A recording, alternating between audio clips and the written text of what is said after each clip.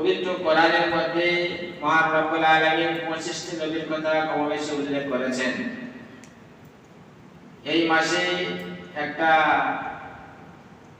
আল্লাহ রাসূল সাল্লাল্লাহু আলাইহি ওয়াসাল্লাম বিদায় নেওয়ার 50 বছর পরে যে ঘটনা ঘটেছিল, যে ঘটনার নামটা দেওয়া হয়েছে যে জায়গায়, সেটা হলো কারবালা। কারবালা শব্দের অর্থ হলো, কার শব্দের অর্থ হলো জায়গা, আর বালা শব্দের অর্থ হলো মুসিবত বা পেরেশানি বা দুর্যোগ। তাহলে যে জায়গায় এরকম মুসিবত দুর্যোগ হয় সেই জায়গাটাকে শাব্দিক অর্থ থেকে কারবালা বলা যাবে। বর্তমান সময় এখন সবথেকে বড় কারবালা হলো ফিলিস্তিন। শাব্দিক অর্থের দিক থেকে বর্তমান সময়ের সবথেকে বড় কারবালা হলো ফিলিস্তিন। দ্বিতীয় নাম্বার হলো কারবালা আমরা ইন্ডিয়ান, আমরা যেখানে আছি। কেন বলছি পরে বলবো ইনশাআল্লাহ। তো মহান রব্বুল আলামিন যে 25টি নবীর ঘটনা বা কথা উল্লেখ করেছেন কোরআনে, হযরতে আদম আলাইহিস সালামের দুইটি সন্তান হাবিল আর কাবিল, তাদের কারবালা ছিল সেই পাহাড়ের চূড়ায়, যেখানে হাবিল কাবিলকে মেরেছিল, সেটাও কারবালা ছিল। হযরত মুসা আলাইহিস সালামের কারবালা ছিল যখন নীল নদীর পাড়ে যখন গিয়ে পৌঁছালো, পিছন থেকে ফিরআউনের লোকরা ধাওয়া করলো, যার কোনো বাঁচার রাস্তা নেই। সামনে নীল নদ, পিছনে ফিরআউনের লোক লস্কর মুসাকে মেরে দুনিয়া থেকে শেষ করে দেবে। আল্লাহ রাব্বুল আলামিন মুসা আলাইহিস সালামের মুজিজাকে দিলেন, তুমি তোমার হাতের লাঠের দ্বারাই তুমি ওই নীল নদে একবার আঘাত করো, আমি তোমার রাস্তা ক্লিয়ার করে দেব। সেটাও দিয়েছে। মুসা নবী থেকে হযরতে ইব্রাহিম আলাইহিস সালাম, তানারও কারবালা ছিল। তিনি কারবালার প্রান্তরে যে কটা দিন অতিবাহিত করেছেন, তানার জিন্দেগি দুনিয়ার বুকে যতদিন বেঁচে ছিলেন, তিনি তার নাতি নাতনিদের কাছে বলতেন যে আমার যে 40 দিন 41 দিন কারবালায় ছিলাম, ওই 41 দিন যত শান্তি সুখের সঙ্গে ছিলাম, আর ওই শান্তি সুখের জিন্দেগি আমার আর কাটেনি। সেটা কোথায়? সে কারবালাটা কোথায়? সেটা বলবে ইনশাআল্লাহ, তবে একটু পরে বলবো। আমরা যারা আজকে এখানে এসেছি, বিশ্বনবী মুহাম্মদ রাসূলুল্লাহ সাল্লাল্লাহু আলাইহি ওয়াসাল্লাম বসে আছেন, মা আয়েশা সিদ্দিকা রাদিয়াল্লাহু তাআলা আনহা সেই মজলিসে আছেন। হযরত আয়েশা সিদ্দিকা রাদিয়াল্লাহু তাআলা আনহা বলেন, ইয়া রাসূলুল্লাহ, ইয়া হাবিবাল্লাহ, আমি আপনার মুখ থেকে শুনেছি যে আপনার পূর্বে অনেক নবী রাসূল এসেছেন, সেই নবী রাসূলদের মধ্যে একটা কওম ছিল, নবী ছিল, তার কওমদের মধ্যে পুরো কওমটাকে ধ্বংস করে দেওয়া হয়েছিল।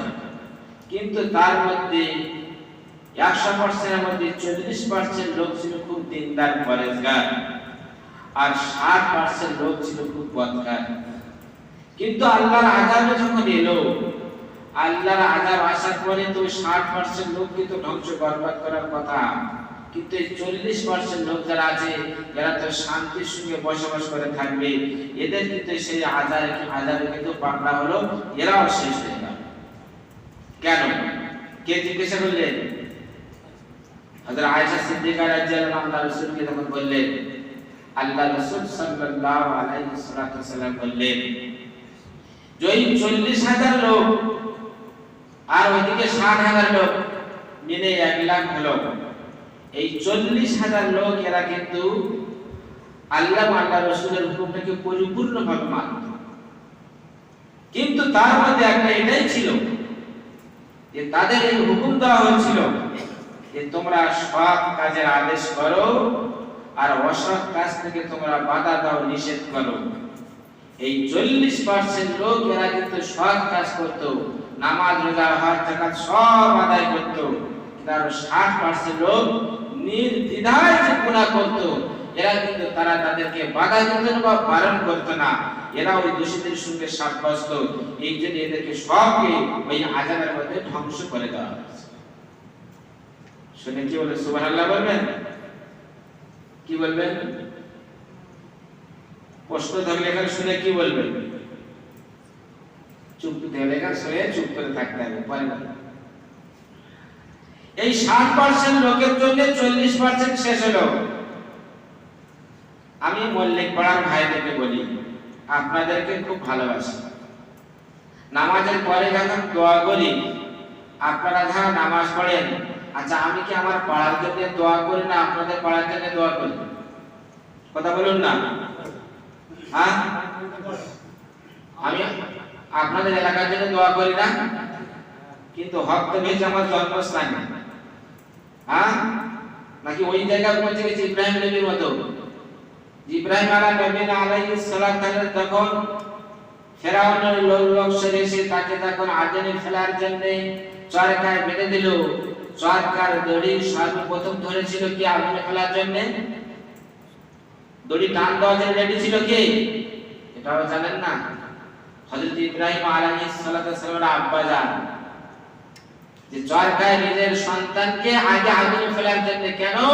যে আমার সন্তান সে হক কথা বলছে, আমি না হকে আছি, আমার সন্তানকে হক কথাকে বন্ধ করার জন্য আগুনে ফেলার জন্য বাপ আগে রেডি।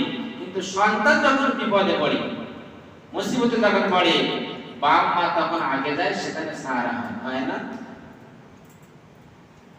তো ইব্রাহিম আলাইহিস নবী, আমি এদিকে যাব। ইব্রাহিম আলাইহিস সালামের যে কারবালা কোন জায়গায় ছিল, মহান রব্বুল আলামিন সেটা কোরআন পাকে জানিয়ে দিয়েছেন। তার কারবালা ছিল ওই যখন আগুনে ফেলা হয়। বলছে যখন আগুনে ফেলার জন্য নিজের পিতা যখন রশি ধরে টান শুরু করলো, তাকে যখন আগুনে ফেলালো, যে জায়গায় ফেলা হলো, মহান রব্বুল আলামিন ওই সময় ফেরেশতাদেরকে আর পাঠালেন না।